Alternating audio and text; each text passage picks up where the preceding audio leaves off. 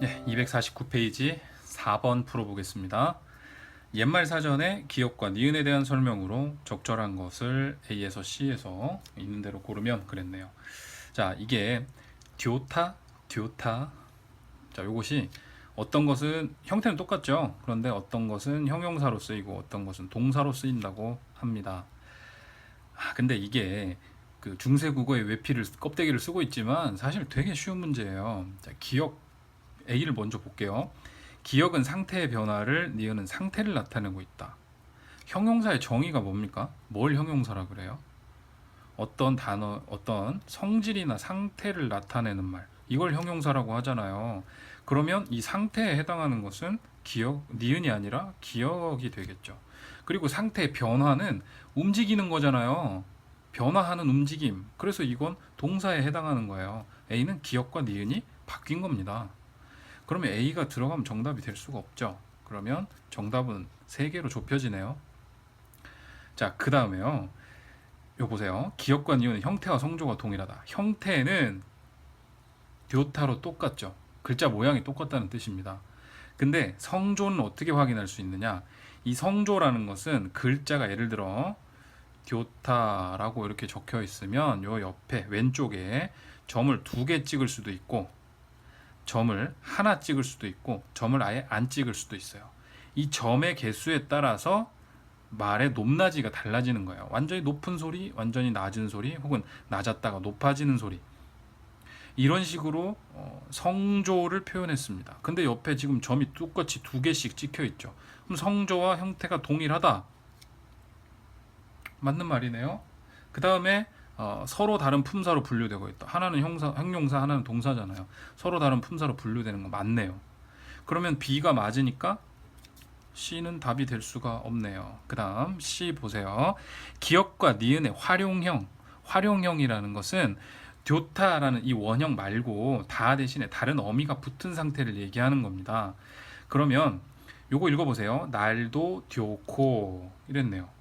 날도 듀코. 그러면 이게 자, 밑에다 쓸게요. 요까지가 어근일 거 아니야.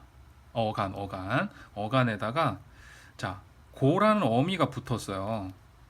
그러면 히읗에다가 기역이 붙었잖아요. 이거 배웠잖아요. 음운 변동 시간에. 히읗하고 기역하고 합치면 뭐가 됩니까? 키읔이 되죠. 그럼 듀 그대로 남기고 키읔 되고 오 그대로 붙이면 듀코 이렇게 되네요. 활용형에서 음운 변동의 결과가 이렇게 일어났어요. 근데 똑같이 이렇게 써놨네요. 반대로 음운 변동의 결과가 표기되지 않으려면 듀 다음에 고가 그대로 쓰였어야죠. 근데 이게 아니고 중세국어는 소리 나는 대로 썼기 때문에 날도 듀코 이렇게 써버린 겁니다. 그러면 기역에서는 음운 변동의 결과가 표기에 반영되고 있지, 반영되었다 이렇게 표현하는 게 맞는 말이죠. 틀린 말이 됩니다. 그래서 정답은 2번. 그 다음에 5번으로 넘어가겠습니다. 자, 이 5번은요. 기역에서 미음 중 적절하지 않은 것을 고르라고 그랬네요. 자, 중세국어의 형태가 현재의 형태가 되기까지 겪은 음운 변화를 짚어보자. 자, 중세국어 형태가 전혀에서 전혀가 됐네요. 바뀐 거 찾아보세요. 여가 어로 바뀐 거죠.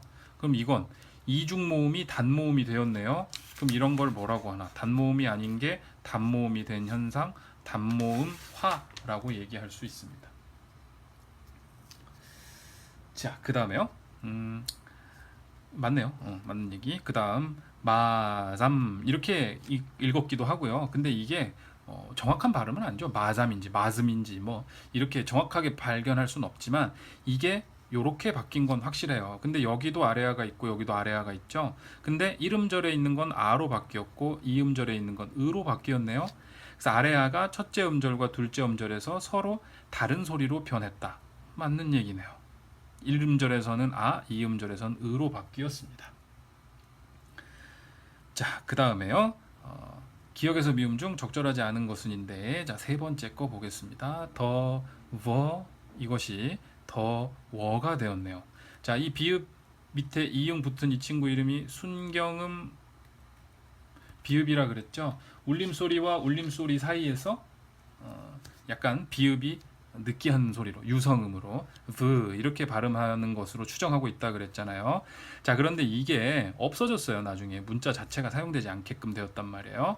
자, 그런데 원래 그러면 자음과 모음이었는데, 자, 이렇게 썼을 때 자음과 모음이었는데 이 워가 됐잖아요. 워는 이거 우하고 어인데 이중모음이죠. 그럼 이중모음은 반모음에다 단모음이 더해지는 거라고 이거 외우는 거라 그랬죠? 그럼 이건 그대로 단모음이 있는데 이 친구가 뭐가 된 건가요? 반모음이 된 거예요. 그래서 이 앞에 있던 자음이 반모음으로 변했다. 이렇게 얘기할 수 있습니다. 그 다음 니르다가 이르다가 되은 것은 어두 말 제일 첫 부분에 이 모음 앞에서 탈락된 거죠. 없어진 거예요. 그래서 두음 법칙이 적용이 되었다. 이렇게 얘기할 수가 있습니다. 두음 법칙. 자, 그다음 마지막 무르다. 이것이 무르다로 바뀐 것은 단모음 체계 외우고 있어야 된다 그랬어요. 자, 물음표 기억나시죠? 아, 어, 오, 우, 에, 웨, 위, 이. 이게 현대국어 단모음 10개의 체계였잖아요. 밑에서부터 저모음, 중모음, 고모음, 그리고 요 앞에 있는 5개 전설모음, 뒤에 있는 5개 후설모음, 그리고 각각 이렇게 반절씩 잘라갖고 이 친구들 입술이 동그래지는 원순모음, 얘 평순모음, 얘 원순모음, 얘 평순모음. 그럼 여기서 으는 평순모음, 우는 원순모음이네요. 그럼 이 으가 양순음 아래에서, 양순음, 미음이 양순음, 양 입술을 붙였다가 떼내는 소리잖아요. 양순음 아래에서 평순 모음으로 바뀐 것이 아니라 원순 모음으로 바뀌었다 해야 맞는 말이 됩니다. 그래서 적절하지 않은 것을 고르라고 했으니까 이것은 5번이 정답이 됩니다. 자, 여기까지 하고 다음 시간에는 문법 종합 문제 풀이를 들어가도록 하겠습니다. 수고하셨습니다.